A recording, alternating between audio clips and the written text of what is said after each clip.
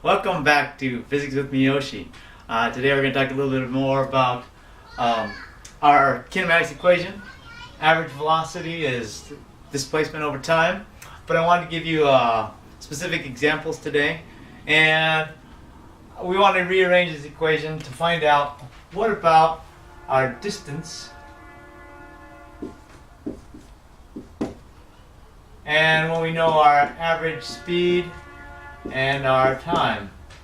A lot of times when we do this, when we work with this equation or either one of these equations, we often have used the what if I have a train, which you can hear in the background probably, going from point A to point B, and the other train is going from a different place, B to point A. Where will they meet? Somewhere in the middle, if you know their different speeds. Well, we don't want to do that today. I want to give you more up-to-date example. And so we're going to talk about driving, and if we have a residential or city or highway, those are the different speeds depending on, in the United States mostly we have 25 miles per hour in the residential areas, 35 in our city streets most of the time, and 60 or 70 miles per hour on the highways and freeways.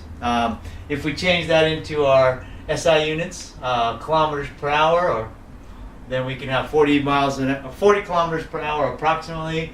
It's pretty equivalent. 60 and 100 are the equivalent, or pretty close to equivalent speeds in the metric system. So, you're probably wondering why I have these specific speeds and what we're going to do. Well, what I want to do is I want to ask a very simple question. How long are you willing, or how far can you drive blindfolded? Or how far are you willing to drive blindfolded? Or how far are you willing to drive with other people blindfolded for a certain amount of time? Well, the reason why I ask about blindfolded driving is because that's kind of what texting is like. And I'm not here to lecture you about texting and driving. There's AT&T has a bunch of great videos about that, and but we're going to talk about the physics of it all. So, first of all, if we really want to find out how far we can drive while we're texting, we have to do a few things. First of all, we're going to take some time trials, and I want you to time yourself on how long it takes you to receive a text from the time you take your phone out of your pocket or on the seat next to you till the time you read the text and finish it. How long does it take to read? How long does it take to send? Actually, take some text, even if it's one word text. Just how long does it take you to receive on average? How long does it take you to send on average a text? Even, like I said, just one word. Measure your time from the start to the finish. Have a partner time you for sending and receiving and sending, and then take the average by adding up each of these times, dividing by the number of time trials you had to get your average. Then what we'll do is we'll come over here and we'll fill out our table. We'll determine our distance, and we'll figure out how far we've gone based on the times that you used. I'll give you, in the next video, what I will do is I will give you my times and kind of play around with that. But before we do that, we have to figure out how far, since we're measuring our time in seconds, and most of the time, and our speeds are all in miles per hour or kilometers per hour, we have to convert our time or our speeds to meters per second or feet per second or something that that would be more useful for us. So I have 25 miles per hour, and what I want to do is I want to convert that to feet per second.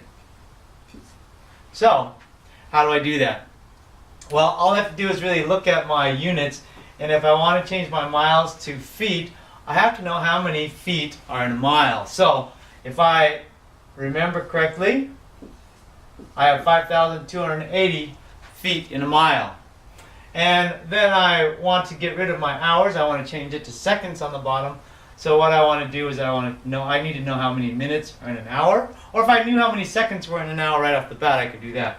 But I remember that there are approximately 60 minutes in an hour.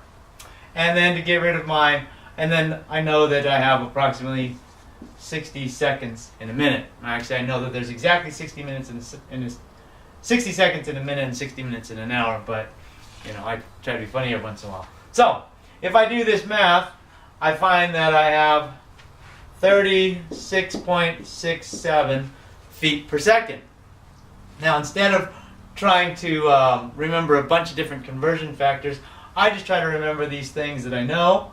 There's 60 minutes in an hour, 60 seconds in a minute, and that there's 5,280 feet in a mile. If I can remember those things, then I can convert from miles per hour. What happens if I thought that there were that I divided by 5,280 instead of multiplying? Well, then my units will end up wrong, and I'll end up having miles times miles instead of getting rid of my miles by division, my hours by division, and my minutes by division, leaving me with feet over seconds, which is what I want. So what I want you to do is you'll come through here, and we'll change our 36.67. We'll figure out how much time it took us to get there and how far we ended up driving. Hopefully, this will be the telling